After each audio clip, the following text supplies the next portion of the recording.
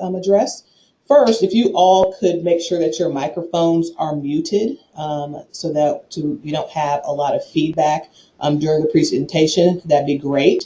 Also, if you can make sure that your webcam is turned off, that is greatly appreciated as well. This presentation is being recorded and we will download and have it posted and available to you guys, for judges and students and faculty, for you guys to reference later on down the road when you're preparing for your presentations. This is always, let's see, I see a couple people.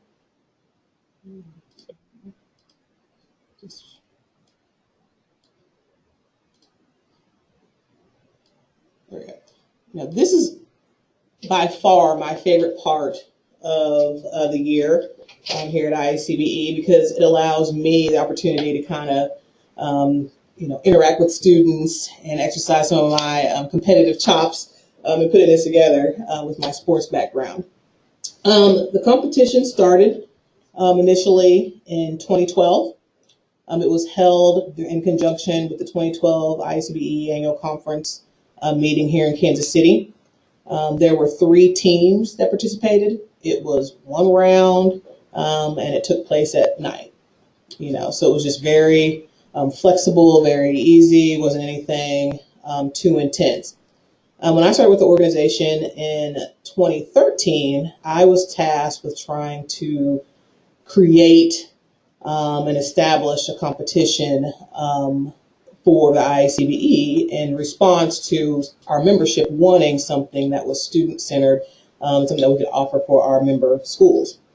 So when I started in 2013, our conference was in Orlando. We had roughly 9 schools participate, and it was challenging. There were no rules. It was very laxed. It was an interesting experience, but it was great. It was great. I'm very proud as to how the competition has evolved. Never in my wildest dreams would I have thought that it would have evolved into what it is today, with having a live business challenge and the ethical component. When I started, it was just one round, see if some teams want to participate, and then we'll just go from there. So I'm very, very proud of how the competition has evolved, and I'm very proud of the schools who continue to support our competition and support having the teams participate. The competition for me, it falls right in line with the IACBE's mission, vision, and goals. We are committed to providing and promoting excellence in business education and institutions of higher education, and I think the student case study competition is, does just that, demonstrates that broad-based goal that we have. I'm going to pass the meeting off to Mr. Jordan Levy. Jordan has graciously taken over the competition. I've kind of passed the reins over to him. He's done a phenomenal job. And he's going to talk to you guys a little bit more about the competition, what to expect, and to just answer any questions that you have. I will be here to answer questions as well, but Jordan is going to get into those details. So Jordan? Thank you, Rochelle. And thank you to all the teams that are participating this year, and the actually pretty substantial amount of people that are involved in helping to execute this competition. We really are very excited that the students are here, present, and engaged, getting ramped up for this awesome live business case part of the competition. As a quick introduction, I'm Jordan Levy. I'm the founder of a company called CapSource. We believe that experiential learning is the future of higher ed, and you guys are all really the benefactors of that. So ultimately, we have been involved with IACBE for a number of years now. We're contracted to take over the competition last year and have slowly begun to add a few more features in order to really deliver a meaningful learning experience to the students and make it even more plug and play for the faculty mentors that are part of the process. So I wanted to quickly give you a glimpse of experiential learning really to help you fully understand the experience that you're going through and also some of the benefits that are in store. We've noticed that this is a key driver for why we're ultimately helping to create more efficiency within experiential learning in higher ed.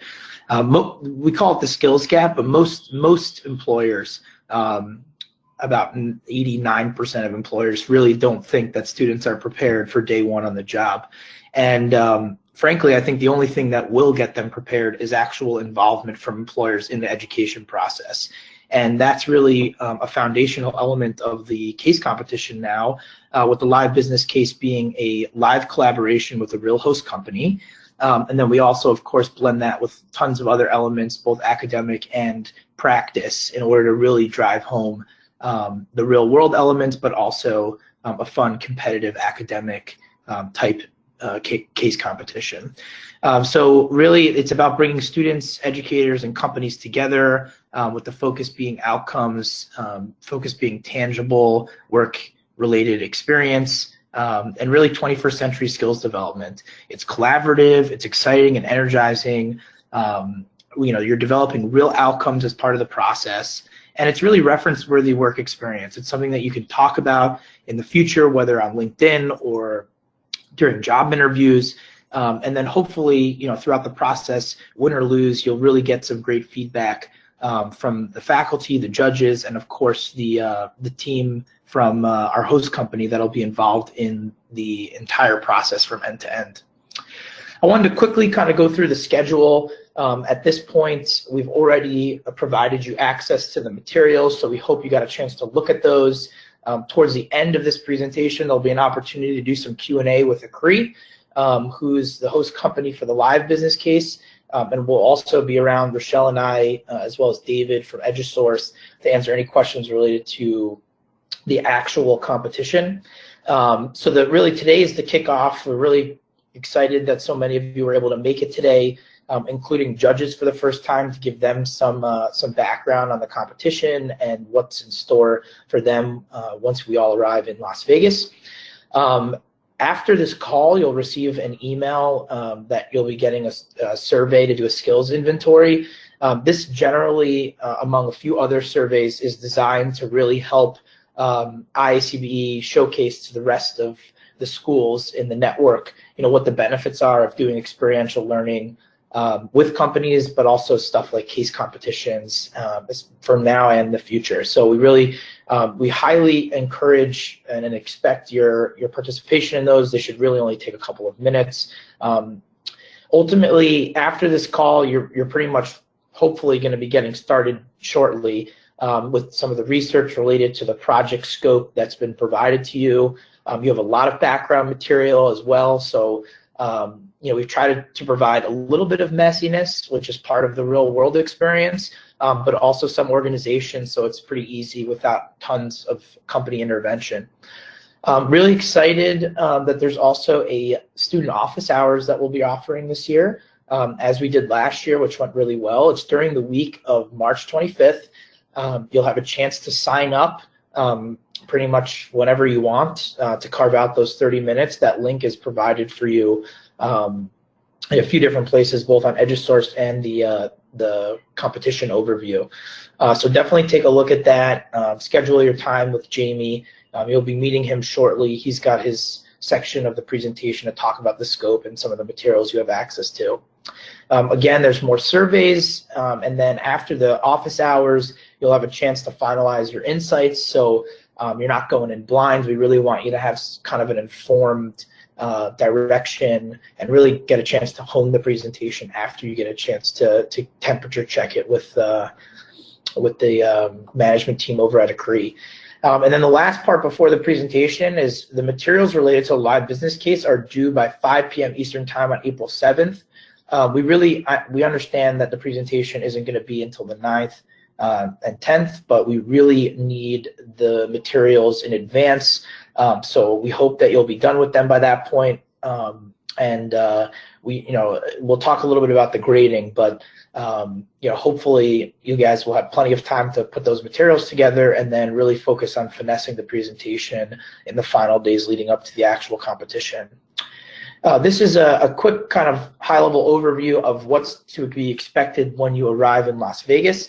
So for the first time ever on the 9th, we're doing a student networking and professional development day. Some feedback we've gotten over the last few years is you guys want to meet each other and get a chance to connect kind of separate of the competition. So that's really what this is designed for.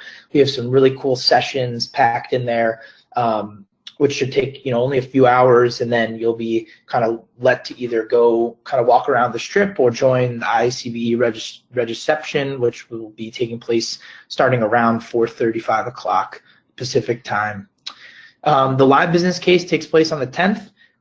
It's a super exciting opportunity to present directly to the management team of IACBE, plus some really phenomenal local business leaders from Las Vegas that will be helping out for the day. Obviously, the ethical case competition is the second presentation that you'll be working on. But you get those materials once at the conference. So really no need to worry or prep anything for that. You'll be provided with the case pretty much at 8 a.m. on Thursday. And then the presentations are due on EduSource by noon. And you'll be presenting in the afternoon.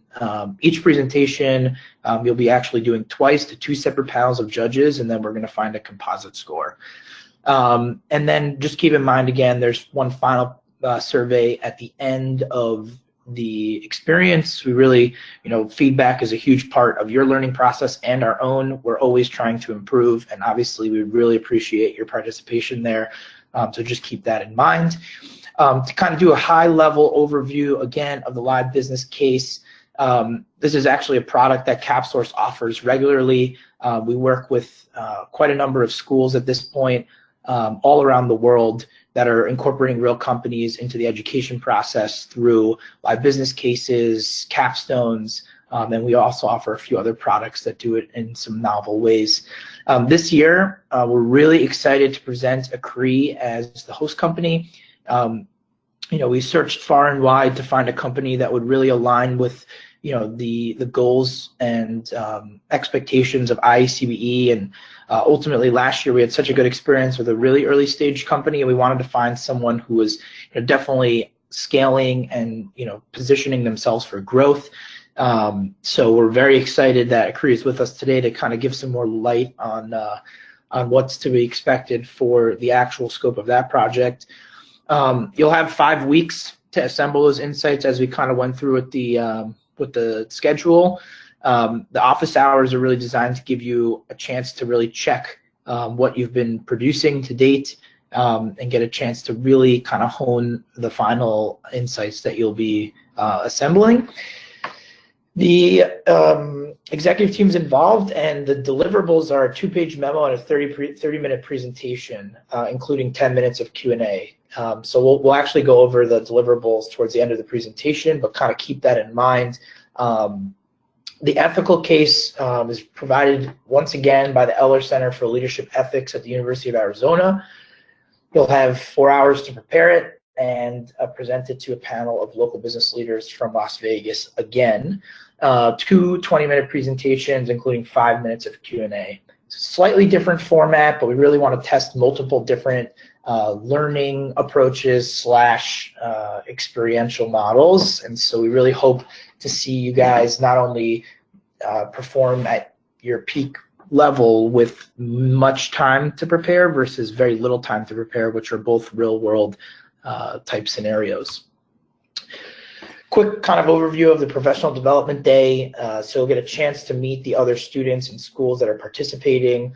You'll also get a chance to really kind of look at some of the skills that you've developed as students, and what's on the forefront for the future through a few really cool exercises that we've developed. And then there's a few different tours and special professional deep dive sessions, which will be a fun way to kind of add some really local content to the environment and get you guys to kind of maybe rest easy right before the case competition, since we know you've been preparing for so long for that. So at this point, I'm going to transition the presentation over to Jamie and Sean from IACBE. I'd consider Jamie a mentor and a friend. We've been, now chatting for a little over a year in preparation for this case competition. They were initially super excited about the opportunity because of their product, especially getting feedback from students that are driven and have very unique insights for the type of product that they offer. So without further ado, Jamie, would love to hear from you a little bit about the case competition and what's in store for the students. Yeah, thanks, Jordan, and hello, everyone. I am Jamie Height, CEO and co-founder of IACBE. That's me with the glasses on top of my head and the beard. And that's Sean right below me, clean-shaven and looking thoughtfully. So, hey, Jordan, can you go to the next slide? So, as Jordan mentioned, IACBE is at an inflection point. We are a small educational technology company founded in 2014, currently with 10 employees. We're very much interested in making profit, and we're at an inflection point that we expect will launch us into a growth phase.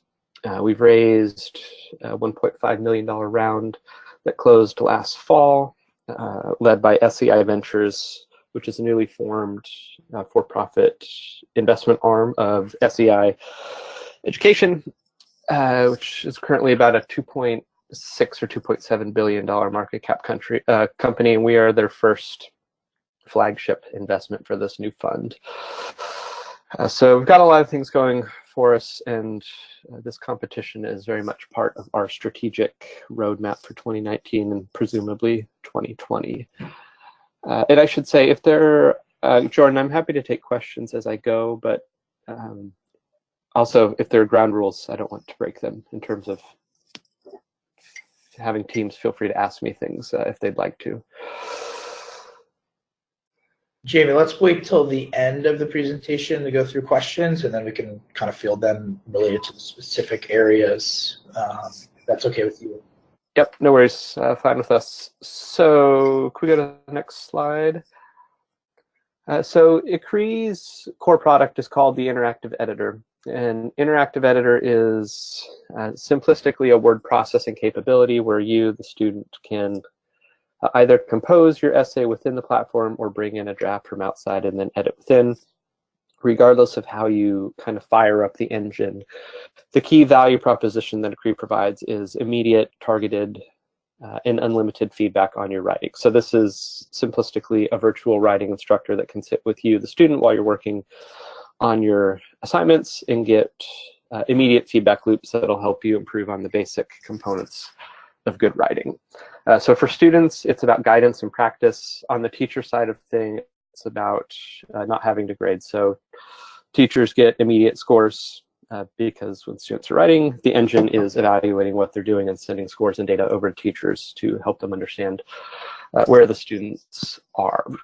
There's some key technical differentiators that we can discuss in more depth, but I'll give a high-level overview at this point. And this type of technology is not some new idea that IACBE identified and nobody else had done. This is a significant point of interest in educational technology because writing is a known issue kind of throughout education, and looking for scalable ways to address the problem is something that a lot of people have spent a lot of money on. IACBE is different in its foundation, meaning we've created a new type of technology to provide the engagement that we do to students. So it's a patent pending and paradigm shifting approach to addressing this problem.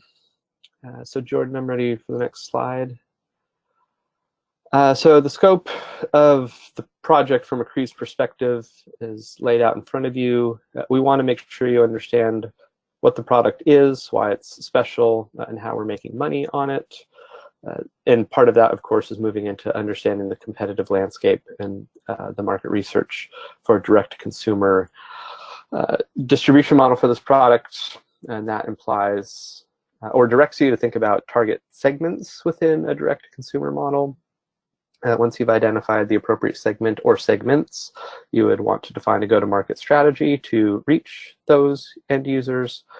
And then, of course, how much are you going to charge them? This is into part 5, and how many people are going to buy. So what are the financial projections for the scope of offering a CRE to the segment or segments that you identify? Cool. Yeah, I'll go ahead on to the next slide. Jordan, has everybody been granted access to the background materials at this point? Yes, they all should have had access to EduSource, where all of this material is located.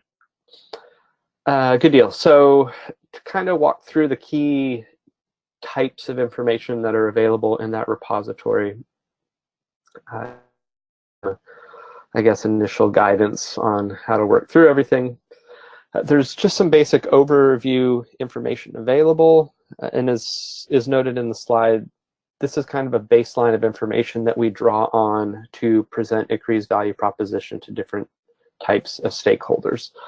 The stakeholder is not always going to be the same, meaning it could be a teacher, it could be a parent, it could be an administrator, and of course students are the end users. So there isn't one way to present ICRE's value proposition cleanly. We adapt how we present information about ICRE depending on who we're talking to.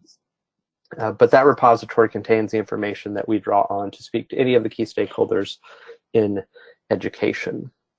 And as noted here in the slide, it is an evolving document. We're a new technology in a quickly changing space, so we're constantly updating. So please don't consider any of that kind of fixed in stone and never changing, because we change it not infrequently. The product video links, those will give you a brief overview of how we present our value proposition to teachers and students, and also two key segments of the market, the K-12 space and the higher ed space. So they're worth watching through on their own merits. You'll see a lot of sort of information presented in a slightly different way in terms of core value proposition, but gives you a flavor for how we kind of focus talking points from that overview material when speaking to specific segments of the market. The third type of information, significant, it's worth diving into because in education technology, one of the most important questions that we get is, does ICRE work? Meaning, can you show that use of this technology actually impacts students? Can you quantify success? Have you studied the way that your technology affects engagement and outcomes? And the short answer is yes, we can. And the data that we've provided is the hard proof of that. And just to reiterate the two things I just said in terms of what we pay attention to as far as engaging, the monitoring effectiveness. Engagement is a student-specific metric we follow, and that's simply, do students use the technology, and if so, how much do they use it? So think in terms of time on platform. And outcomes, that one's pretty straightforward. That's the scores. So if students use ICRE, does the score on the finished product go up compared to the score in the draft when it came into the system? And we just calculate the difference. In terms of teachers, our key metric for providing value to them is number of hours saved in terms of grading. And then a second metric is number of hours of engagement we're providing to students. So moving on to the fourth column there, I guess I would call it. We've provided a deck that shows the results of an 18-month investigation by Strayer University into some of these key questions about impact and outcomes. And we co-presented the deck that is included in the information with Strayer. And as you'll see with the raw data as well, the results of that are pronounced in terms of ICRE's effectiveness in impacting student engagement and outcomes, and qualitatively shows that students like the technology. So consider Strayer University deck as a more polished version of the raw data that's in that third column. And then finally, you being each team will have access to both a student-facing account and a teacher-facing account within the ICRE system. So that's a quick run through of what is available in terms of background materials. So I guess next slide. Yes. So I guess my part is done. So I'm happy to to take questions on anything I've just said in that brief overview. Yeah, so for now, we're going to recommend that if anybody has any questions, please write them in the chat of the GoToMeeting, and then we'll kind of circle back to them. Everyone will be available at the closing, and we'll go through Q&A for as long as needed. So David, when you get a chance.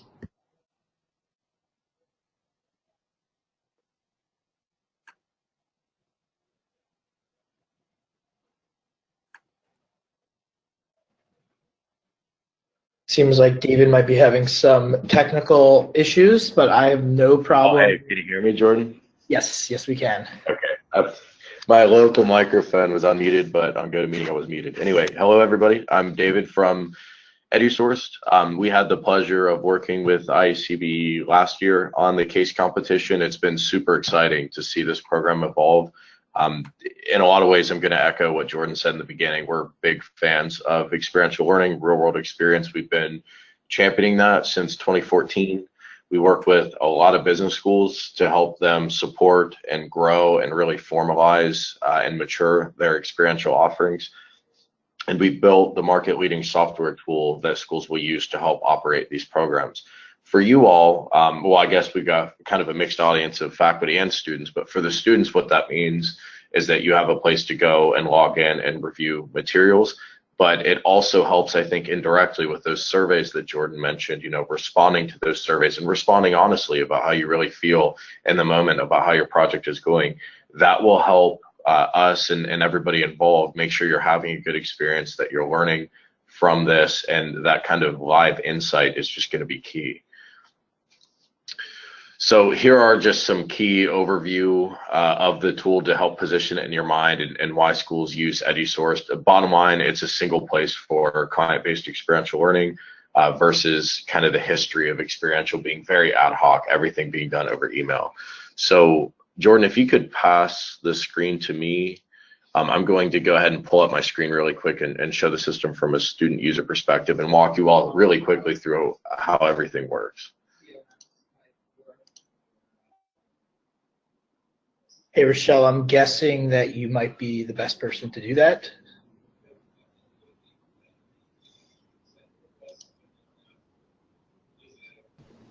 Can you repeat the question? I'm sorry, I was answering an email. That's okay, I've been there. Can you share, or I guess delegate screen sharing access to me? Sure, hold on one second.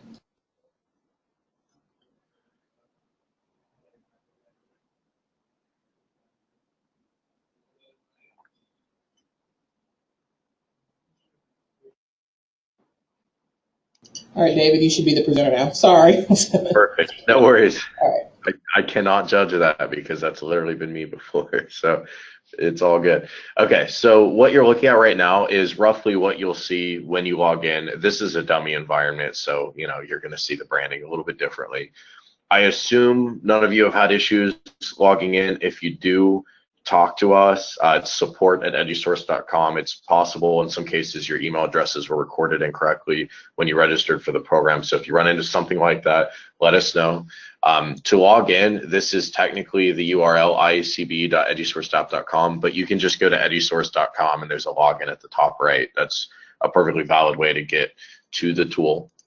And when you do log in, you'll see your project listed. So in my example, I've got two projects, an old one and a new one. I'm assuming none of you were involved with last year's live case. So if that's true, then you'll only see your current project. And everything in here is designed to operate very simply and kind of work the way it looks and that you would expect it to work. So I'll just cover a couple quick common questions that we do get. So when, for example, you upload documents into the tool and your whole team has access to it, the question would often be, you know, does the client, in this case, IACBE, does that company, that real world company, can they see what I've uploaded? And the answer is only if you share the document with them with the share with client button. So, you know, for example, when I hit upload and I upload a document here, it will prompt me, do I want to share it with the client or clients? And so if you don't press that, it will be private to only the team and your faculty. Also, if you want to access the document in the tool natively and have collaborative editing, click the name of the document and that'll open it up live, and you can collaboratively edit it. It will save all changes back to the EduSource project, and then again, when you're ready, you can share it with the client. But you can also download, just hit the download icon. The two biggest things you'll probably be doing in the tool will be completing milestones and completing surveys. So for milestones, when you click into the project, this is the first thing you'll see, and it will have everything listed. Your milestone list will be a little different from this, but basically this is how it'll work. Click the paperclip icon to upload a document. Doing so will automatically check the milestone off. You can undo that. You can uncheck the milestone and basically redo it, upload a new document if you need to. Click on the name of the milestone if you want to see more information. So I think Jordan and Rochelle shared some info here. It might be useful for you all to know what all is expected as part of that deliverable. And you'll be notified via email in advance of the due date of these milestones. So good practice would be to log in and check and see what milestones are upcoming. Keep in mind you will be getting the email notifications that these things are due or past due. Same thing with surveys. You'll be notified when surveys need to be done, but if you want to just be certain that you don't have any outstanding surveys to do, log in, click on your surveys tab, and you'll see if these have been completed or if you need to respond now, and just click that and fill in your answers. It's going to be very simple, but the data you provide will really help everybody involved. You'll make sure this is a good experience for all of you. The last thing I want to show, and I'll pop into the actual IACBE environment, is this global files section. So in the previous section, the IACBE representative was saying, here's our content about our company. This is where you'll access that. So you'll go to global files up at the top. Your view will be a little different from this. I'm logged in as an administrator. Some of these buttons won't show up for you, but that's okay. You don't really need them. What you need are your projects and your global files. So you can click into this and view, and the same logic applies. Click the name of the document if you want to view it in your browser, or you can download it and view it that way. So super simple. This stuff will be read only. You can't interact with it other than to view it. So that's everything. If any of you have any questions, let us know in the chat, and you can always follow up, support@edusource.com if you have any kind of issue interacting with anything in the tool. All right, Rochelle, when you get a chance, I'll take the driver's seat back.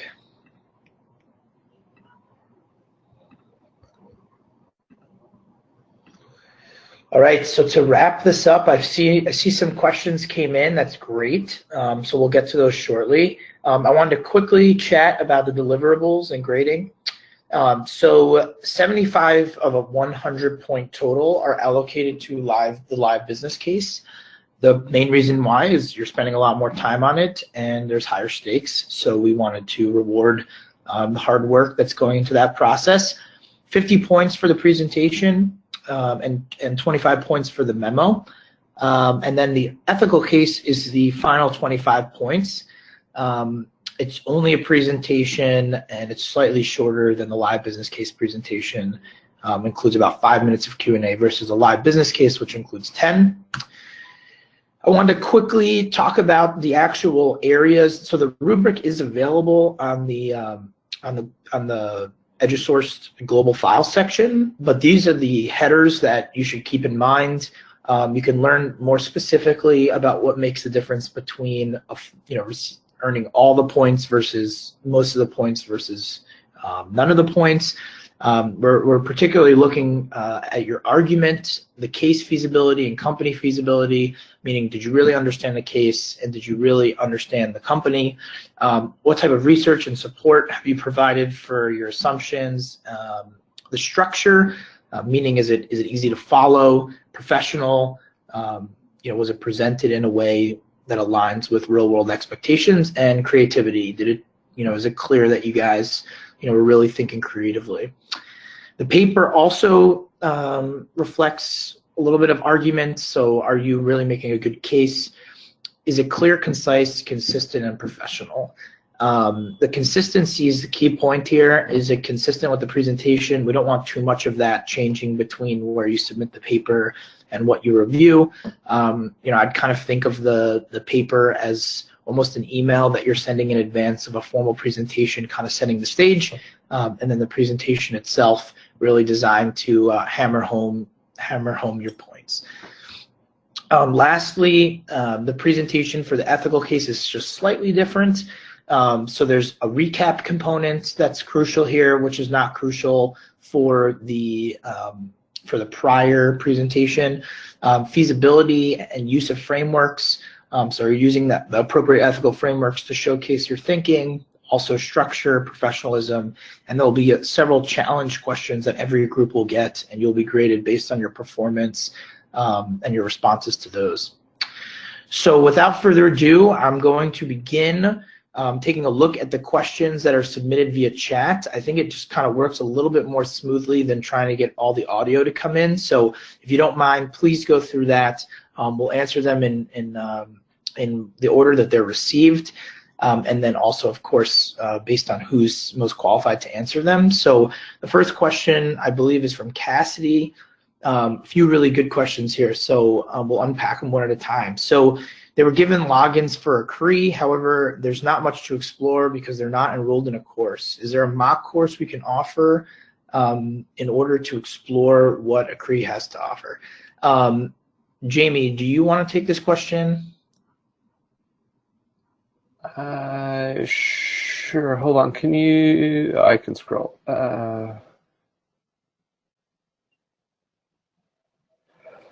Okay, so the answer, two-part answer. The first is that you can essentially create your own course by setting up questions from the teacher side and then submitting from the student side. Jordan, if it would be helpful to populate a dummy course that's available to everyone, we can do that, but we would need to discuss whether that's in the scope of the competition. If there's an appropriate or beneficial way to showcase the features by giving them some structure, that might be just a way to expedite, as long as everyone's receiving the same kind of structure. Your choice, though. So if you want them to create their own courses and then enroll in their own courses on the student and faculty side of things, that's fine too, but whatever we decide here, as long as it's consistent for everyone. Yeah, I think that it makes sense to share a populated demo course and then share the logins with everyone so that everybody can see what a quote-unquote real course looks like within a CRE. So I'll get that information to you later today. Awesome. Second question is financials. In order to create a revenue model and some projections, do you want to shed some light on that? Financials in order to create a revenue model. So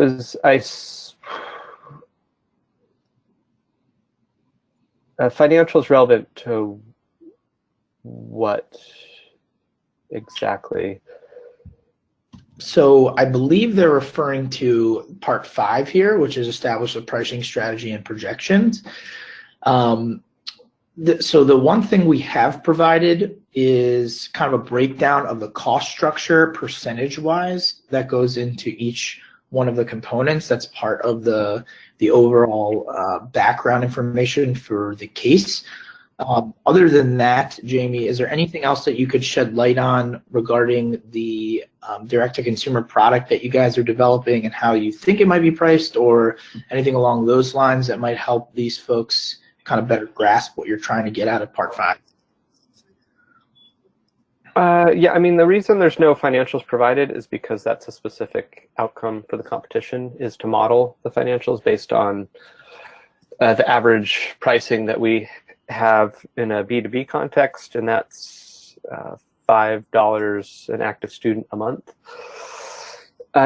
There's no new technology built to go direct to consumers, so there's no development costs associated with exploring a direct consumer model. The question is ultimately about sales and marketing costs. So modeling those out based on your research is an explicit part of the exercise, and the reason there's no prior information is because we haven't done it yet. So anything that we would offer up would be entirely speculative and divorced from the actual work that students are doing. So rather than make up numbers, you'll have to do some thinking in terms of building out what a marketing budget would look like, building out the necessary sales support to reach a direct-to-consumer population. Is that helpful? Yeah, I think that actually kind of well covers it. So part of part 4 is to come up with some of the marketing, go-to-market type strategies, and I'm guessing that those are going to be pretty crucial when it comes to establishing projections. So I think that covers it. If you have additional questions related to that point, please feel free to drop them in the chat. The next question is, will the competition judges be given access so that we can see the final presentations, or will our first exposure be the student presentation? So all the materials are due by that Sunday, 5 p.m. Eastern time prior to the competition.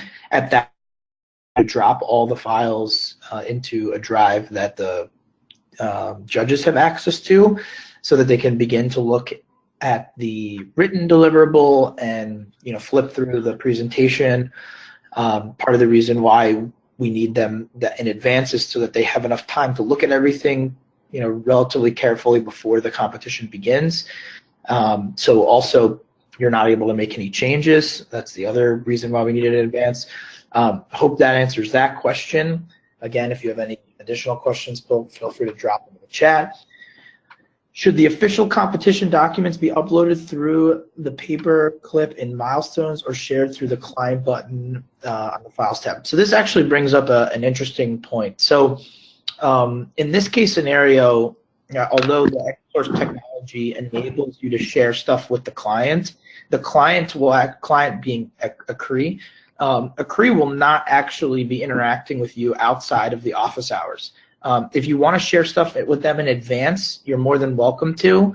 I would highly recommend with some pointed questions related to that content, because dumping a bunch of information from 8 different teams is not going to be very easy for them to manage. But if you want to share something with them in advance, feel free, but they will not be able to give you any feedback until the office hours week, which was previously discussed. The final deliverables are due attached to the Milestones. So anything you upload in your own personal drive, just look at that as Google Drive with Office 365, I think is the name of the kind of collaborative version of Microsoft Suite with that functionality. So just look at that as Google Drive, but no one has access to those materials. Those are really for your own work and kind of progress as a team. But when you're done with the materials, it needs to be uploaded to the Milestone directly. So other than that, we have not received any additional questions. I will give another couple of minutes here just to see if any of them come in. Jamie, Rochelle, or David, if you guys have anything to add, now would be a great time. Yeah, Jordan, this is Rochelle. I do have something I want to add, and it's in regards to the question regarding the judges. You will be able to give access to the memo, but I think the slides, given it's a presentation, they won't have access to. The goal with the Live Business Challenge is to simulate as much as possible like a real world experience and not necessarily mimic that of a classroom setting. So I just wanted to make that clear that you guys, the judges, will have access to that memo. However, we do want the presentation itself to be somewhat of a surprise to those judges, to simulate a real world situation as if you were presenting to an actual client. I just wanted to make sure to state that for the judges and the students and faculty. Thanks, Rochelle. Yeah, so to be clear, just the memo and not the slides? Not the slides. Yeah, they don't, the slides, if any, they will not have access to the slides. The memo, yes, to kind of give you an idea of where they're going, but the presentation itself, they should not be able to look at to make any prejudgments on.